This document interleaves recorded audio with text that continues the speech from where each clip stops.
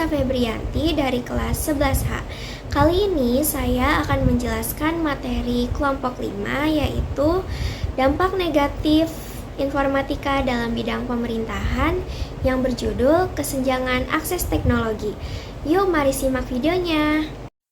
Jadi, apa sih itu kesenjangan digital? Nah, kesenjangan digital adalah kesenjangan antara yang kaya teknologi dan yang miskin teknologi. Kesenjangan antara antar negara dapat mengacu kepada kesenjangan individu, rumah tangga, wilayah geografis. Biasanya dengan tingkat sosial ekonomi yang berbeda atau kategori demografi lain. Jadi, fenomena kesenjangan digital itu disebutnya digital divide. Kali ini aku bakal ngejelasin apa sih itu digital divide. Nah, jadi digital divide ini merujuk pada ketidaksetaraan dalam akses terhadap teknologi digital, terutama internet dan perangkat yang mendukungnya. Nah, kesenjangan ini terjadi ketika sebagian orang atau kelompok masyarakat memiliki akses yang lebih baik terhadap teknologi digital, sementara sebagiannya lagi tertinggal. Nah, kesenjangan ini tidak hanya terlihat antara negara maju dan negara berkembang, tetapi juga dapat ditemukan di dalam satu negara. Baik antara wilayah perkotaan, pedesaan, generasi, hingga berdasarkan faktor sosial ekonomi seperti pendidikan, gender, dan pendapatan. Selanjutnya ada jenis-jenis digital divide. Yang pertama ada kesenjangan akses. Nah, kesenjangan akses ini yang paling sering dibicarakan. Nah, kesenjangan ini tuh kayak perbedaan kemampuan seseorang atau kelompok dalam mengakses perangkat keras seperti ponsel, komputer, dan internet.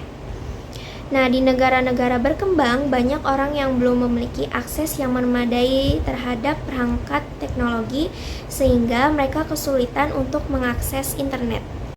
Nah, yang kedua ada kesenjangan penggunaan. Kesenjangan penggunaan itu berhubungan dengan kemampuan individu dalam mengakses teknologi. Jadi, meskipun seseorang itu memiliki akses perangkat dan internet, tapi tidak semua orang itu bisa menggunakannya secara efektif. Nah, biasanya itu ada faktor usia, pendidikan, dan juga pelatihan. Yang ketiga ada kesenjangan kualitas. Nah, kesenjangan ini berkaitan dengan bagaimana individu tersebut memanfaatkan teknologi digital yang mereka akses. Misalnya, sebagian orang mungkin hanya menggunakan internet untuk bermedia sosial, sementara yang lain mampu memanfaatkan internet untuk pekerjaan, pendidikan, dan mengakses informasi penting. Kemudian selanjutnya ada contoh digital divide. Yang pertama yaitu adalah akses internet yang tidak merata. Nah, biasanya di banyak daerah pedesaan akses internetnya itu masih sulit, berbeda dengan di perkotaan, yaitu akses internetnya tuh lebih cepat, lebih luas. Nah, hal ini menciptakan ketidaksetaraan dalam hal mendapatkan informasi atau mengikuti perkembangan dunia digital. Kemudian yang kedua ada perbedaan berdasarkan pendapatan. Orang dengan pendapatan rendah seringkali tidak mampu membeli perangkat akses teknologi dan juga tidak mampu membayar biaya internet yang tinggi. Sebaliknya, individu yang memiliki pendapatan lebih tinggi biasanya mampu membeli perangkat teknologi seperti HP, komputer, dan lain-lain. Dan mereka juga mampu membayar internet yang lebih cepat. Kemudian yang ketiga ada kesenjangan berdasarkan usia. Nah, biasanya generasi lebih muda itu lebih terampil dalam menggunakan akses teknologi seperti komputer, smartphone, berbeda dengan generasi yang lebih tua. Nah, hal ini dapat menyebabkan kesenjangan ketidaksetaraan dalam kesempatan kerja, karena banyak pekerjaan saat ini memerlukan keterampilan teknologi yang memadai.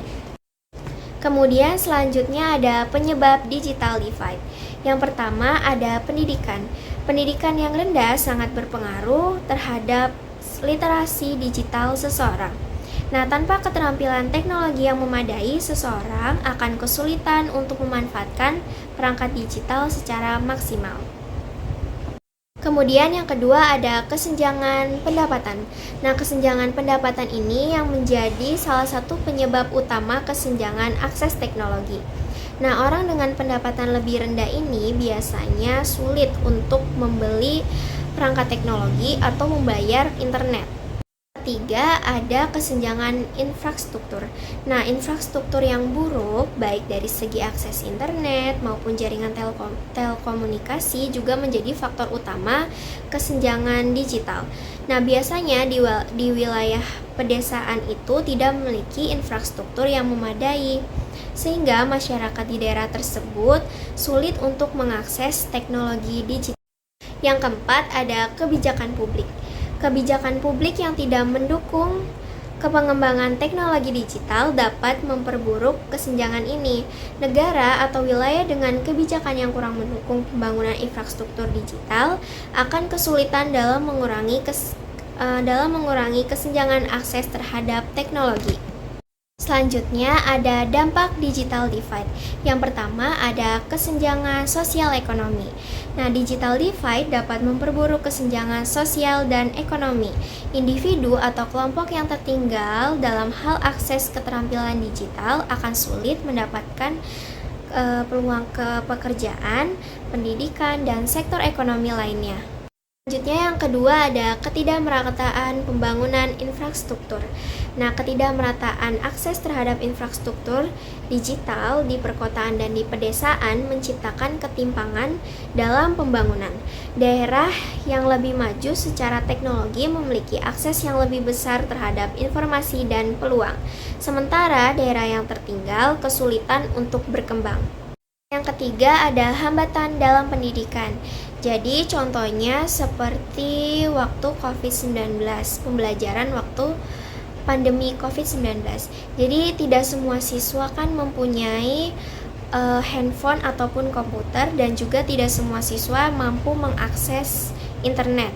Jadi siswa yang tidak mampu mengakses internet dan juga tidak mempunyai handphone itu bisa ketertinggalan pembelajaran. Nah, keterbatasan ini menciptakan kesenjangan dalam kualitas pendidikan yang diterima oleh individu.